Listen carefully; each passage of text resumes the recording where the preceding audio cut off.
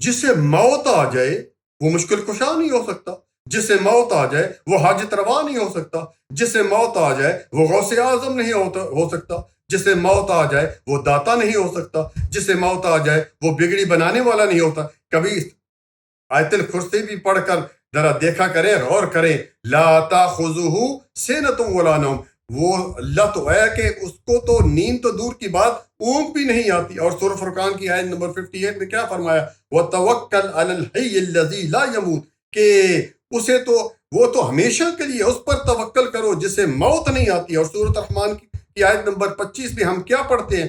کل من علیہا فان ویبقى وجہ ذی الجلال والاکرام، کہ ہر ایک اس روئے زمین پر فانی ہے اور رہنے والی ذات تیرے رب کی ذات ہے جو عظمت والی ہے۔ تو وہ اللہ رب العالمین، باقی سب دنیا کو موت آ جائے گی، اور قیامت والے دن موت کو بھی ایک مینڈے کی شکل میں ذبح کر دیا جائے گا۔